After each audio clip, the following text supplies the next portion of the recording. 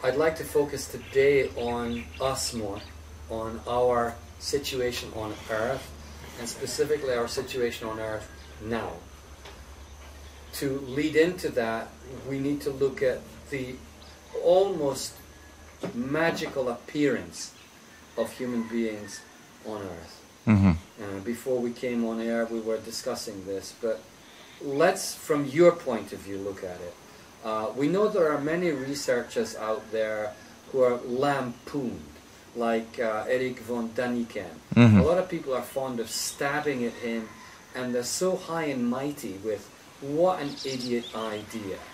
We could have had extraterrestrial visitors. What a stupid idea. And yet, the scientific community is entirely dumb on the huge problem in science. I think it is the hugest problem in science, way beyond the Big Bang, is how on earth did Homo sapiens get here? There is no evidence whatsoever that this was a natural Darwinian evolution at all. Right. There's a very large missing link. There's a very, very large missing link. How did you come to that yourself, that problem? Right. Well, you know, this... when you look at the evolution of the Homo sapien and where it's supposed to have emerged from, and the missing link between the Neanderthal and the Homo sapien, and you know, it used to be kind of a hiccup in anthropological evolution. Now it's much more of a hiccup because, and the missing link is becoming a big chain. Because now we're finding more and more skeletal evidence that the Homo sapien never emerged from the Neanderthal, that the Neanderthal branch died off, and that there's absolutely no link between the two. And so when I found this and I studied it, I found that there was a very, very compelling relationship to many of the folklore that is found all around the world about the creation myth, where an external influence arrived on Earth. The sons of God came to the Earth. This is, you know, the 6th chapter in Genesis. Many ancient culture talks about sun gods coming to the earth and mixing their genes in many different ways with the creatures they found on earth at the time, and producing this new breed of semi-gods that were not like the ones that were on earth before, but that were not as evolved as the sun gods, and so on. And when you read this, and it's repetitive, like across the world, from Japanese, from Chinese, from you know, the various cultures of Egypt and Mayan and Inca cultures and so on, talking about these sun gods having an influence on the earth, you start to think, well, maybe, you know, although this might sound outrageous, maybe this planet was found by advanced being very early in our evolution. And, you know, in terms of cosmology, in terms of science, and, you know, hard science, you would say, 20 years ago, you would say, highly improbable. Why? Because 20 years ago, we thought that planets around stars were probably very, very rare. And 25 to 20 years ago, we thought that water in the universe was very, very rare. And that amino acids were very rare, and so on, that like all these elements that we think as necessary for life, at least life as we know it, were extremely rare. So the probability that the planet be at the right place, get the right amount of water, get the right amount of minerals and amino acids and all this for life to emerge was probably very, very low. And that was the attitude of mainstream science until fairly recently, until we got large enough telescopes and we started to be able to see variations around stars, variation in the gravitational field of stars that indicated if they had planets or not. And when we started to be able to map that out, we found out that most stars out there have planets. I mean, in places where we think the environment is completely harsh, even in pulsar regions and so on, we find that there's planets. And that most of the planets out there are much more massive than ours, and so on. And now we're actually starting to get visuals of these planets and so on. And so we are really finding out that the probability for planets to be at the right distance from a star to host an environment that could be appropriate for life are much, much, much higher than what we previously thought. In fact, you know, our galaxy has over 100 billion star system in it. And if most of these stars have planets, even inside our own galaxies, the probability for life are very high. Now, you combine that finding with the findings we have now that everywhere we look in the universe, okay, intergalactic space, inside galaxies, everywhere we look, we find the spectral lines of water, meaning we find water everywhere we point our telescopes. And so water seems to be quite common in our universe as well.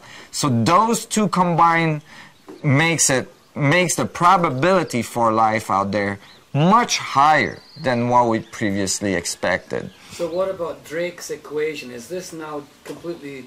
This equation that they keep flaunting at us from SETI, right? Right. Here's Drake's equation. Here's the amount of probable worlds. Has that equation then hasn't really been updated, is from what you're saying? Right. Because they're saying, no, it's way, way, way improbable. But I think Drake is completely out of date from what you just said. These new findings. Right. I didn't know about the water. You're saying that water has been found to be much more prevalent? Oh yes, it seems to be everywhere we look in our universe. There seems to be water present in large quantities, huge clouds floating in intergalactic spaces and so on. They seem to be in even the darkest region of our universe. We find spectral lines of water. So it seems that water is very prevalent in our universe, which makes the probability for life as we know it, never mind that life might develop in a completely different way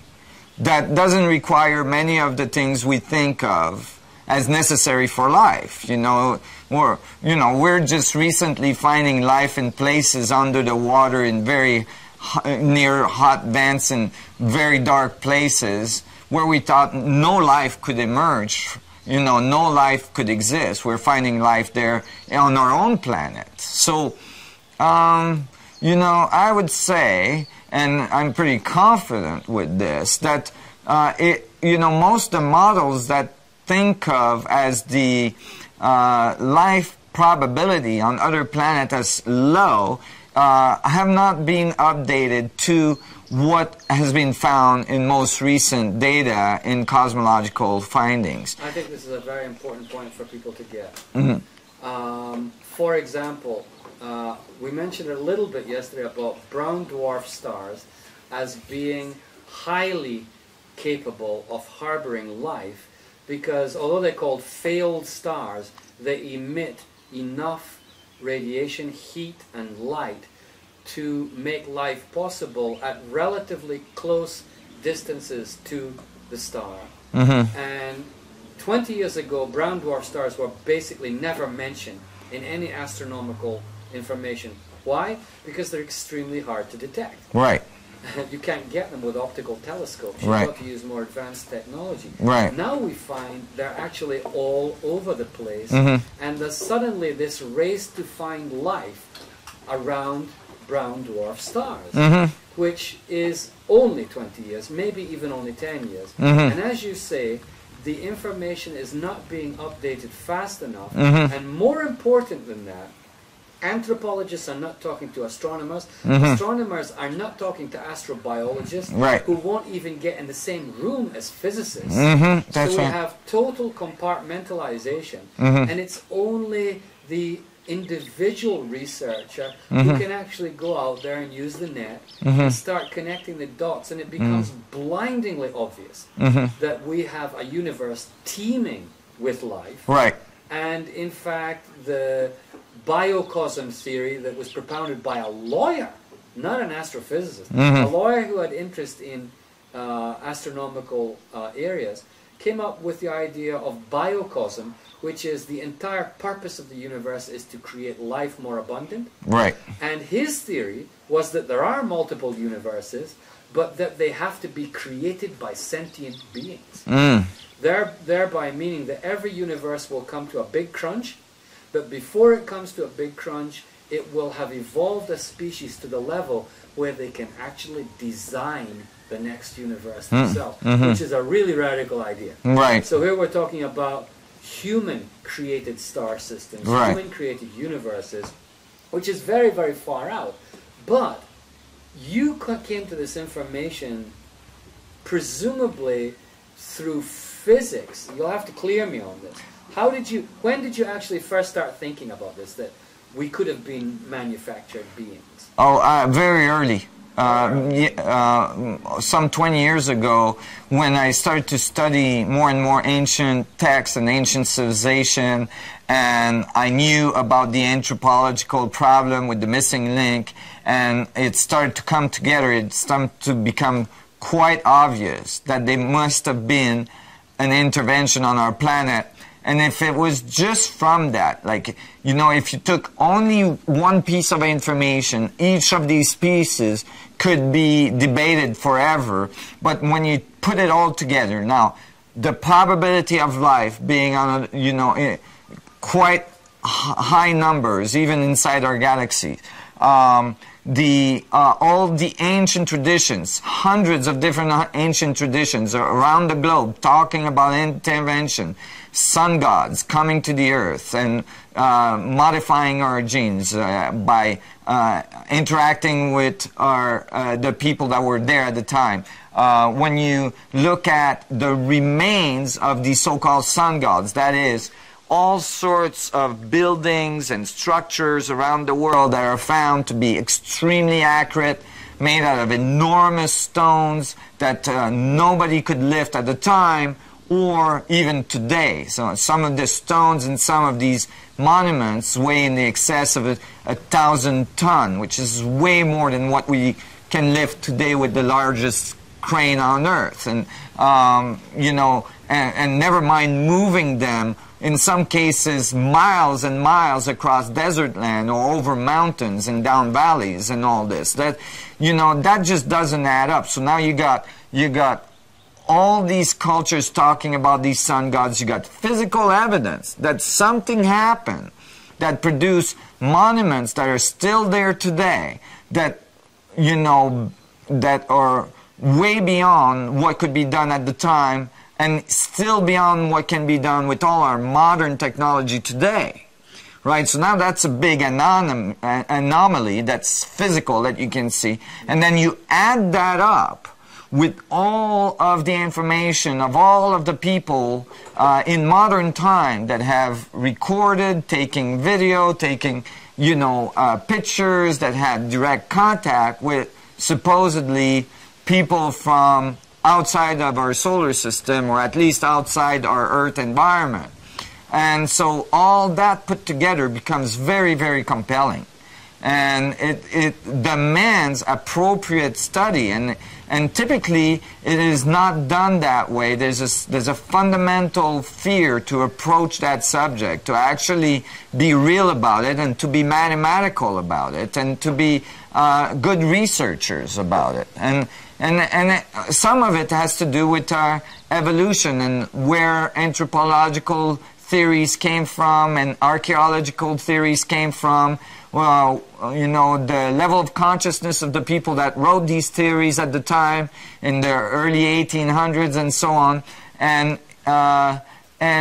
you know, and these theories not being updated with the data we find today and what we know today. For instance, archaeologists finding enormous buildings in countries like Egypt at the time in the 1800s didn't even have the appropriate tools to be able to measure the accuracy of their alignments and their precision of building and all this.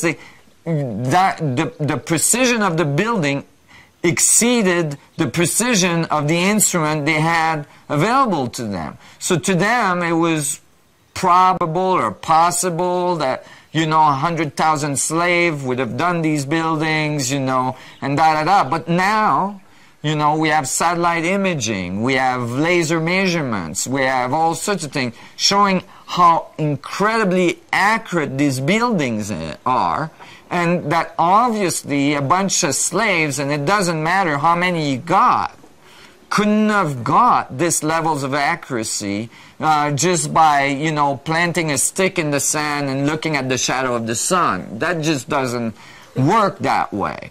And so these theories need to be updated.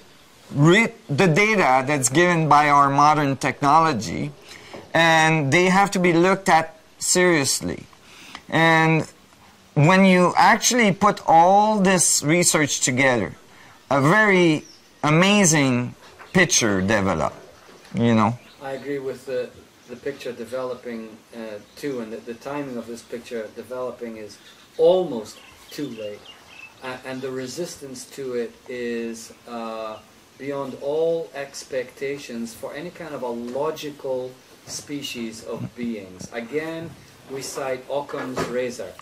What are the probabilities that we develop naturally, that we somehow magically evolved from the hominids, from the apes, our closest ancestor? We're very fond now of turning things the other way around. We're 98% monkey. That's not the same as saying we're 100% monkey. It's 2% difference. And as you said yesterday, the amount of genetic encoding in DNA and the literal lengths that it traverses would suggest that the 2% in there that is different is highly significant, and there's no explanation for it actually being there.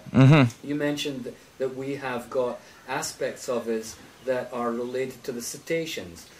For example, we have tiny nodes in our heads that perhaps, if they were more evolved, would help us to pick up ultrasound. What we didn't mention earlier is that, yeah, we've got 2 arms and 2 legs like a chimp, but they're covered with hair and we aren't. Being covered with hair is an evolutionary imperative. It protects you. It protects the species. Having no hair means you have to make clothes to keep yourself warm. We're terribly weak against solar radiation. Right. That's why we're getting so much cancer. The apes aren't getting cancer. Right, right. A chimpanzee, you or my size, has 5 times the muscular power. You throw us the other side of that garden. We are weak. Why do you have long hair? No chimp has long hair. Right. It's obviously for, in my mind, beauty. It's a beauty imperative. It makes us more beautiful. Our nails grow. They don't grow on apes. All of these things make Darwin's theory stand on its head. Right. If you can't cut your nails, you're wandering around with 3 feet long nails trying to eat your dinner. Right. You know, it's too absurd. Right. And yet we are trained in our universities. There's not one university on this planet is dealing with this problem. Right. It's atrocious. It is a very big problem, and it's constantly swept under the rug as, you know, oh, that's just a missing link, but we're just going to ignore it.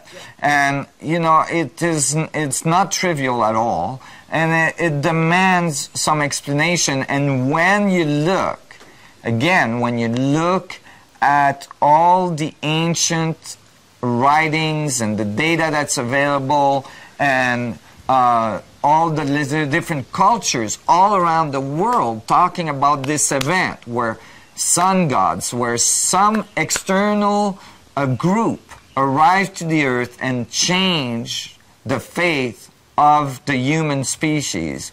You know, all of a sudden, the Homo sapien arrives. He's got a bigger brain, bigger eyes, much weaker than the other guys, but much more intelligent, and prevails, you see. And like you were mentioning, it has all these features that are not appropriate for evolution, right, of the survival of the species. So, you know, Darwinian evolution wouldn't predict that we would all of a sudden get weaker. In order to prevail, we would get stronger. And we might get a bigger brain, but we'd get a stronger body with it, and so on. And so, there is a lot of evidence. I think the most compelling evidence for me, Nassim, was that, correct me if I'm wrong, but how many chimpanzees have debilitating, chronic, genetically caused ailments that humans have? A general lifespan of a healthy chimpanzee or an ape in Africa, they're born, they live totally powerfully all their lives, full of strength and vigor, using every cubic centimeter of their given gifts, and then they drop dead. They don't spend 20 years in hospital slowly going downhill from rheumatism, Alzheimer's. The number I discovered was we have 4,000 genetic malfunctions in our DNA. Now ask Mr. Darwin, why would you give a species 4,000 juicy kinds of ways to get crippled if you wanted them to maintain dominance on a planet? It just is absurd. Nobody's dealt with the genetic malfunction deed. But if you have a genetically manufactured species, and we know how tremendously difficult it is to splice genes. The mistakes we've had. It took them how many years to make Dolly? It was mistake after mistake after mistake after mistake. And as you said, in the sun god literature, it is clearly written in the Sumerian tablets. We tried, but this one had a closed anus, couldn't pee, and burped all the time. We failed again. It couldn't talk. We made another mistake. And that means that they were seriously trying, as a scientist would, and seriously failing until they finally got it right. And then it was, hail, we have created the human. Now, in our image. In our image. And a mythologist comes along and said, they just made it all up. Well, that is weak. And again, I would cite Occam's razor. Is it more likely to be true that they were saying that this was based on fact, or we have such an imagination that for no purpose whatsoever we make it up? Well, not only we have such an imagination that we make it up, but on top of it, the story becomes so important to a civilization that it's kept throughout the ages for thousands of years, recorded as a fundamental tradition, but not only in one culture, but in hundreds of different cultures all around the world. What are the probabilities that all these cultures come up with the same idea, I mean, similar, definitely, all around the world, about these sun gods coming to the earth and altering the evolution of the creatures they found here? It's impossible. And we actually come from a culture, Japan, the only culture on earth where it is still practiced. We have a sun god sitting in his temple in the middle of Tokyo, which takes up more area of prize real estate than anywhere else in the entire country. It's completely protected 24 hours a day. He is still hailed as a supreme being. Many people in Japan still honestly believe that this is God incarnate on earth. And the names of emperors go way back through history. And they were always the sun god. They were not humans. I think a modern Japanese would be hard-pressed to say that that was just a fairy story that was conveniently manipulated by royalty. No, they're different. And actually, if you look at the emperor and the empress, they behave in, unlike European royalty, who, and I don't want to name names, but certain kings and queens have proven to be really, really rude, vulgar beings. But Japanese imperial royalty have always maintained a tremendously high level, I believe, of consciousness. And when you look at these people, they actually live very simply. They've got, because they know that they are part of something which is so far beyond anything we can get near. Right. They don't need riches and golden palaces Right, anymore. right. So, when you look at all these stories in all of these cultures that talk about the sun gods, it's clear that the sun gods taught them. You know, none of these countries, none of these various cultures says we built the pyramids, we built the temples, we did this, we did that. It says the sun gods came, taught us mathematics, engineering, language, all of our cultural advancements came from them. They taught us to be gentle with each other. They taught us to be simple. They taught us to stop killing each other, to stop sacrificing each other. They taught us to become vegetarian, to be, and to be gentle with the earth. I mean, all of this, and in some of the cultures, just emerges out of nowhere. Like, basically, we're in caves, and then the next thing, there's pyramids, that are built with very high level of accuracy, and this whole very complex culture emerges. For instance, in Egypt, basically out of nowhere, from one moment to the other. And so, all this, it's like, at one point you have to pay attention to what is being said. And you got to pay attention to what has been left from these cultures, and the tremendous difficulties that you have to explain how these buildings and these levels of accuracy were achieved, and all this. So, all this put together points to something very powerful, including the modern fact that now I think 5 or 6 countries have released all their files, or releasing files about UFO encounters and violation of airspace in their country by unidentified flying objects. England just did. It's releasing files. It announced it in 2008 and said it was going to release 4 batches of files over a period of 4 years, which brings it to 2012. Even the Vatican has said now that it was appropriate for Christians to believe in extraterrestrials, and that they were most likely benign, by saying they are probably devout.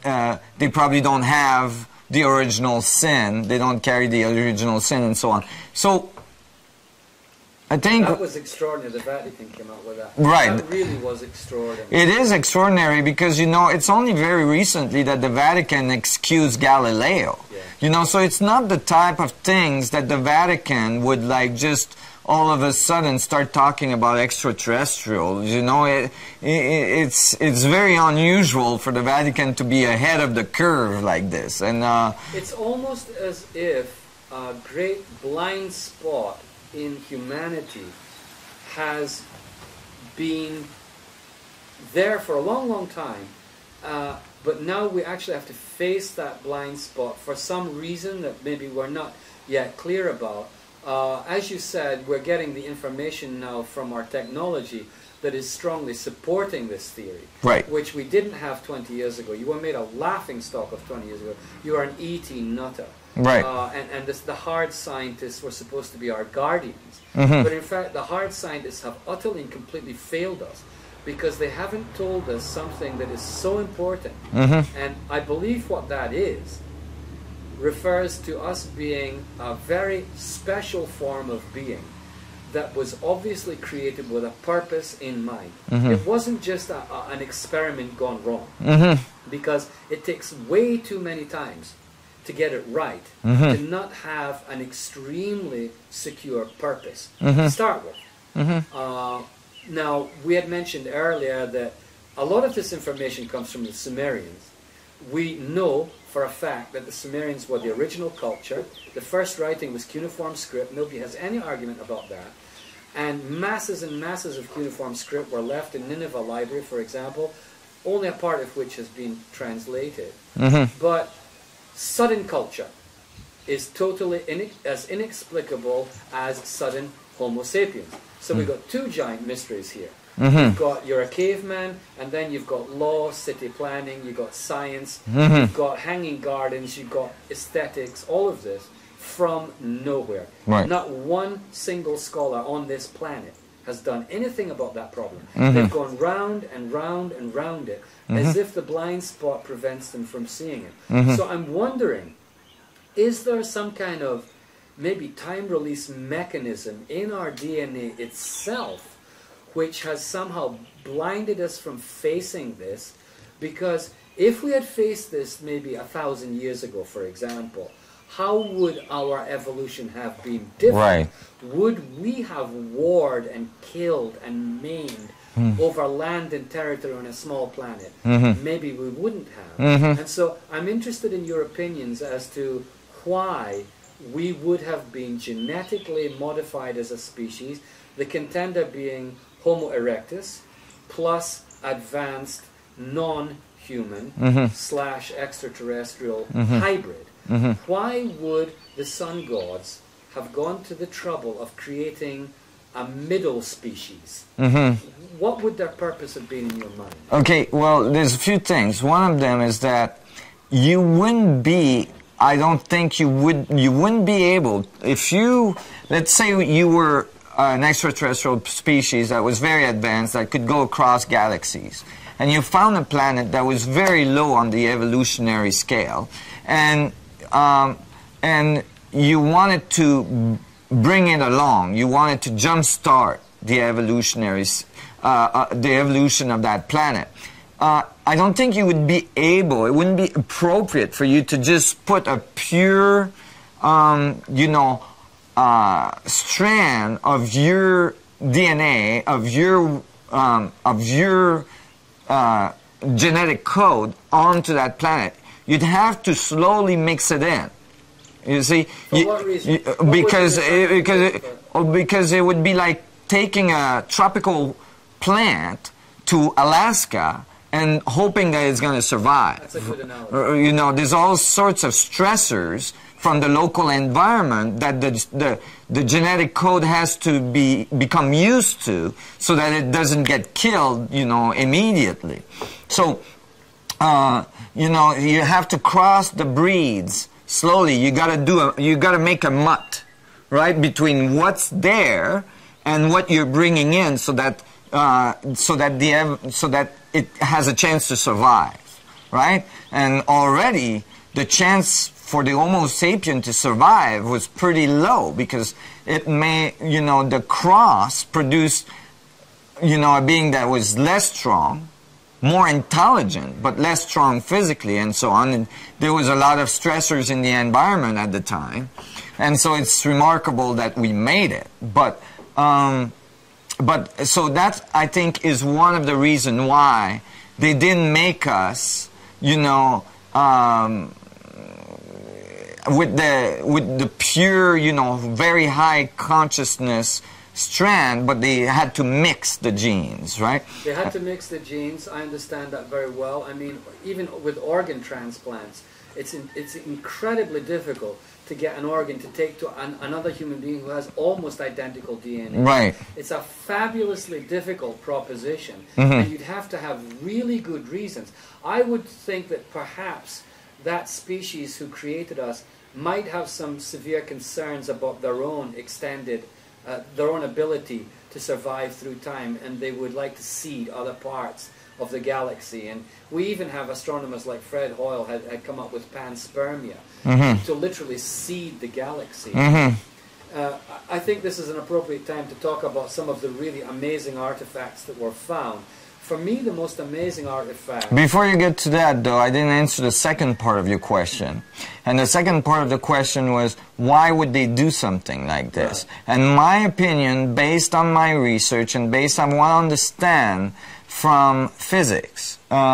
You see, you have to put yourself in the mind of an advanced civilization that would understand the fundamental principles of creation, the fundamental principles of physics. And according to my research, those fundamental principles is that the universe is a feedback of information between the electromagnetic field and the gravitational field, that it learns about itself that way. And so if you knew that,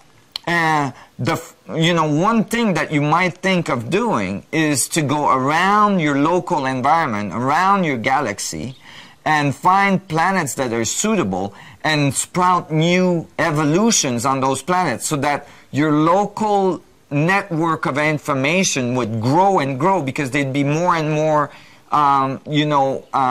evolutions that are learning about themselves in your local environment, and you could learn from them, you could learn from their evolution, because they're going to have their own point of observation, they're going to have their own evolution, they're probably going to come to the same conclusion, but from a completely different path. And that would be really important, very, very useful, and you're basically increasing the knowledge base, and that's the way I see it, from what I've studied and from what I understand of the physics. That's actually is totally reflected in us. We create franchises of our companies, of our shops, of our ideas, and we export them to other countries. And we actually do get feedback. Microsoft will create a system and send it to Japan, but then Japanese technicians will further refine that system, which will give the guys at head office better ideas to create the next system. It's quite logical, that explanation. And what you said earlier about it not being for slavery and gold makes more sense in that context. And so panspermia becomes a very real possibility, especially if there was another component, which is that even after maybe physical dissolution of the species who made it, that remaining species could somehow keep in contact with the others. And that might help us to explain the Egyptian fanatical connection with after-death continuity. Which maybe we'll leave to a bit later. But we'll get back to the artifacts that were left, because I really want to talk to you about the Ark. I know that fascinates you, and it's very connected to your research. But only one more point on panspermia. Of all of the so-called parts around the world that we've found, these anomalous structures and also representations of flying vehicles, representations that are both carved, painted, molded. Of all of these, the most extraordinary was in Africa, perfectly spherical balls with what looked like an equator that was raised on the surface, and what looks like a tiny crater on the northern hemisphere. Hundreds of them were found buried deep in the sediment in Africa. And for what on earth could you have used these for? The theory of Richard Hoagland at the time, which was quite outrageous, came after he had done a close study of Iapetus, which is one of the 30-odd moons of Saturn. And all moons of all bodies in the solar system seem to go out from the equatorial plane evenly. However, Iapetus is at something like a 30-degree angle to the equatorial plane of Saturn, where the other 30-odd satellites are interspersed. So it's in a very, very strange position. Not only that, sure enough, its equator seems to be 2-mile-high like mountains all around the equator. It has many other anomalies as a satellite, and Hoagland went into a lot of detail studying it, as he did other satellites of the solar system. The conclusion? It's an artificial satellite, 800 miles wide, that was used to be a panspermia machine, basically. So you had a civilization that escaped very probably from Mars. There was obviously an ecological catastrophe on Mars. Even modern scientists are saying it wasn't always a desertified planet. It did have water, it did have life, it was green. Never mind about the structures on Mars. A lot of scientists won't even go there. They will just completely ignore that data. But they're now talking about, yes, there could have been life, yes, there was life, yes, there is water. Okay, so there was a civilization on Mars. They knew what was coming. They had an escape plan. They designed a massive escape arc, and they used that to reseed other planets. But I think the most interesting part of his theory was they actually used seed pods to be sent to seed other planets, not direct engineering. So we're talking actually a very, very long time ago. The origins of DNA itself. DNA had to be created by somebody. We need to get to that point in our discussion. DNA itself had to be created, or did it naturally develop? What's your view on that? Because we know how complex it is. Right. I think it naturally developed. Yeah, because you see, in this cosmologic view, the feedback in space-time would naturally produce very highly complex sequence of information network, which really DNA is. You know, it's, you know, my theory is based on the fundamental torque on space-time. When you look at a strand of DNA, you basically have that spiral dynamic, that vorticular dynamic again, where the encoding of the information is along a very specific, you know, rotational path. And so, you know, it seemed to me to be able to be developed directly out of the structure of space-time, that it would naturally emerge if the right ingredients were there, if there was water, if there was minerals, if there was enough magnetic charge, and so on, it would very quickly start to organize into a DNA strand, and it would start to produce life. I think that is, I think that's a reasonable argument. Now, was the DNA strand brought to this planet? You know, maybe. It doesn't eliminate that possibility, meaning that, you know, I think it would develop naturally wherever it would first develop. And then maybe it was brought to other places where it hadn't developed yet. You know, that's possible. I don't know about that. This is really a huge problem, Nassim, because you're sitting on a chair outside a house. Everything we're looking at here that is not of nature was designed by a being. Every single thing. Every single thing that was not designed by a human being around us is DNA. The grass, the trees, all forms of life surrounding us are created out of a computer code called DNA. So we have two different dimensions here, entirely different dimensions. What we made and what was made, two different dimensions. Now, DNA appears out of the space-time vortex, the vacuum, you're saying. Right. Now, this is a huge leap. This is something coming out of nothing, without anything in between. So what I'm really getting at here is that there's going to be a huge amount of controversy over creator versus a natural development out of the vacuum, where you have to get intelligence. Yeah. I want to make this clear. You know, my theory is really a Darwinian theory of space-time. Okay, it's bringing basically Darwinian theory to the space-time structure.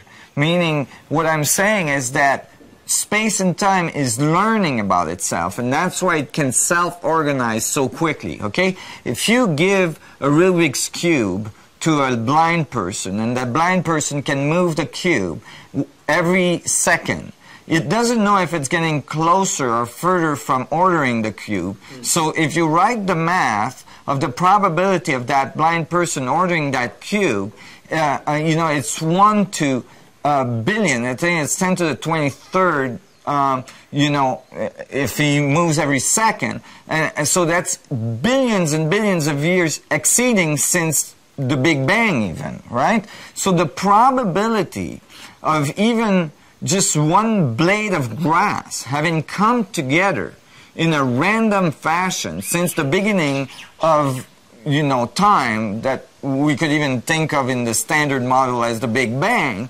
right, is very, very low. And, you know, so obviously, but if you have a prompt for the blind man so that every time he moves the cube, you say yes, no, like you're getting closer, you're going further, you're getting closer. Then and he's moving a move every second, within 2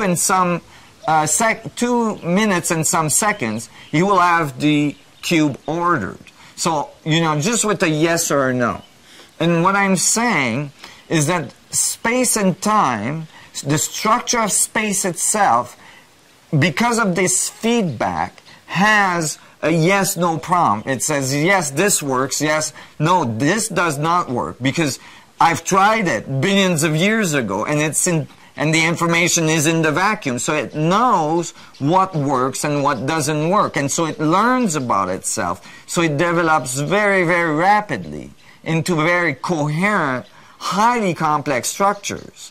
And you know, and the fact that these complex structures that are developed by the structure of space-time then goes around and alters things, you know, build houses, make cars, you know, and alter things, then that gives more information to the vacuum to alter itself as well, because it's a feedback. So, very, very simply, an individual could transpose the word God for vacuum or space-time. Exactly. It makes absolutely no difference right. at all. Right. There's obviously a creative intelligence inherent in space-time, which propagates further intelligence to refer back to itself. Right. To self-refer on an ongoing basis. Right. To create new information or self-refer as an ongoing. What could you think of an adventure of exploration, a huge creative, the ultimate creative game, right? Which is we're going to learn about ourselves by constantly transforming ourselves. That's right. And you call it the vacuum or space-time, but somebody else would call it God or gods or goddess or creative principle. So you're not really in argument with any of the traditional people at all. No, I'm just using less charged vocabulary. Right, but as well, I'm using mathematics and physics to define the dynamics, the mechanics of that creative process. Not just saying it's there and then all of a sudden matter existed or all of a sudden we came to be. I'm saying these are the mechanics that produce the result of us being here today, looking back and saying, oh, how did we get here? And that, you know, is crucial, because when we start to understand the mechanics of it, it's not some God sitting on a throne somewhere anymore. It's actually something that we're a part of, that we can understand, that we can interact with, and that we can engineer in technology to become part of the creative process as equal gods, you see? And that really... Equal vacuums. Yeah, equal vacuums, exactly. And that really propels us to a level of evolution and a level of consciousness that's remarkably past the one where we're at.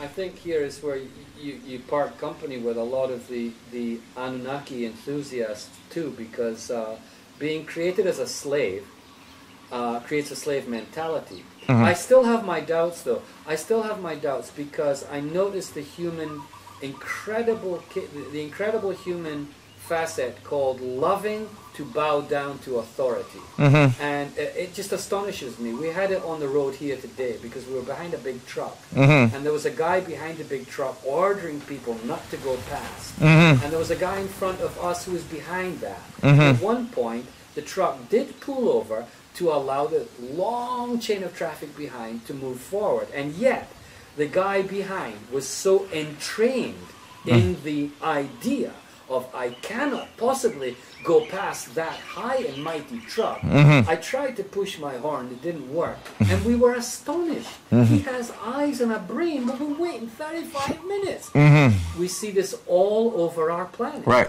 Why is it that we cannot awaken to this co-creative capability, that we have this blind spot about the fact that we did actually have DNA creators? Well, that's a big part of it too. Okay. So I can answer some. We've got a complex set of situations here where we were actually created by higher beings. We're pretty clear about that.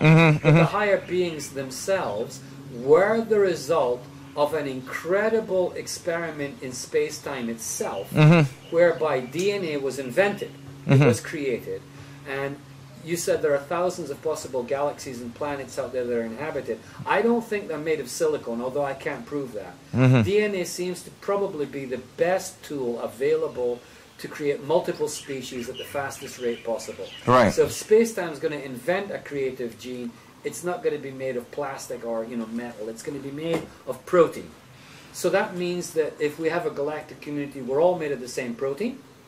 Well, we're finding even in space with telescope huge clouds of amino acids floating in the middle of space, in the middle of nowhere. So, all the material to produce the protein strands and the water necessary. And that's the part that a lot of people forget, is in order for DNA to stay self-consistent and healthy and all this, it has to be packed with at least 10 molecules of water around it, that it has to be highly structured so that it can maintain coherency and all this. So, but all the elements are there to produce that result. What when I look at all this, it's clear that there's many different components, but the tendency to bow down has a lot to do with our cultural history, meaning that we've been beaten and beaten and beaten to submission for thousands and thousands of years, In the old times, it was more obvious, like you were bitten to kneel in front of the great masters and all this. But in the most modern time, the educational system is basically what's doing that. It's saying, these people, your professor over there, he's got all the knowledge, and whatever he says is correct, and you shouldn't, debate it, you shouldn't, and all this. And so we're taught, to continue to submit, and not really have this sense that we have this this mastery within ourselves. And part of what's exciting about the theory I'm bringing forward is that it shows that every single individual has his own individual direct link to all information, and that knowledge comes from within. If you look at any of the geniuses and powerful people that have made big changes in our society, there were people that had the knowledge come from within. They were thinkers. They could imagine within themselves new ways of seeing things, and then they explored that. And so, you could even ask, where does a thought come from? Maybe it is, information streaming through the vacuum structure of your existence. I think this is the most important part of what you're doing, is you're taking the attention away from the computer terminal itself in A, B, or C home, and you're transferring it to the internet, so that there's no longer a fascination with just being the local computer that has its local memory system. You are actually capable of connecting to the entire informational load everywhere, which means that if you become one with that information, it doesn't matter if you're an A, B, or C computer relationship at all. Correct. You're related to the entire field, and the entire field is self-referential in its ongoing evolution.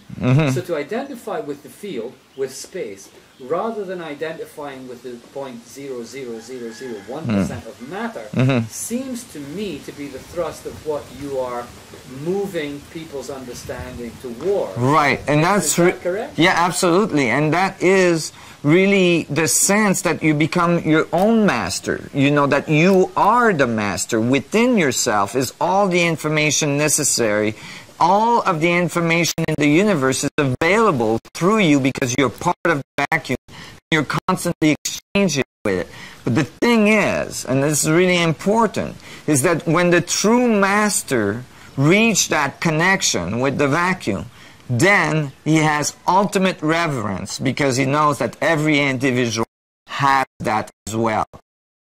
Individual has this mastery inside them. So being the true master means that you're the true students as well, because you can learn from each other, because each one is tapping into a very specific set of the vacuum information network.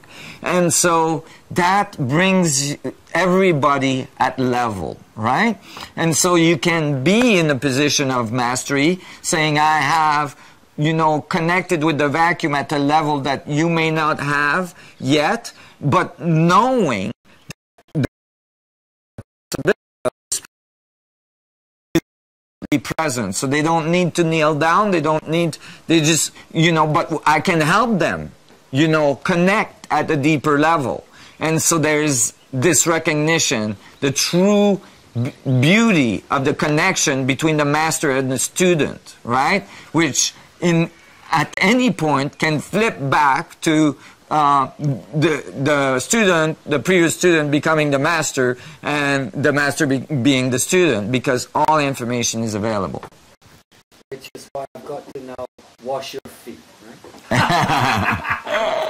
We wash each other's feet. Right. Why does he call vacuum? I like to know. Well, we're going to have to chop here because we're at the end of a tape on it. Maybe we've got well, no, it's still got... Oh! You can explain vacuum. Yeah. Okay. Why do you call it the vacuum? Okay, so I use the terminology vacuum because it's the standard terminology to describe this fluctuation of energy at the quantum level. And so if I use other terminology, like, it would be better described as the plenum, you know, because it has infinite amount of information, or you know, the fundamental force of creation, or, you know, you could give it many, many names, including God, if you wanted to. It's just that I'm restricted in physics to using certain terminology, so it's understood what I mean when I say this. If I use the word plenum, then they might think it's something different than the quantum vacuum. If I use the word ether, they may say, oh, it's different than the quantum vacuum. You see, so I have to use the terminology vacuum or space-time, you know, to describe, which I put in the same place. The quantum fluctuation, currently in the standard model, and space-time are not the same, right? Space-time is influenced, but not the same. In my model, they are, and that's because I solved the quantum level with space-time and show that the quantum vacuum fluctuation is actually the structure of space-time information network feeding back on itself. So, if I can also translate that for you, if you don't use the terminology, the field in which you are trained, you will be accused of many things, and there will be so many problems arise. And so, but the term vacuum is actually a really bare, naked term that doesn't have too many images stuck around it, right? And it actually makes you think, what the hell is a vacuum? It's an unpleasant thing to find out about God or the creative force. It's all tainted. So I understand his reason for choosing it as a scientist is it's going to prevent a lot of problems in the future. Right. Okay. Okay. Thank you. Well, lots more to do. It's time for a pre-roll. Sounded like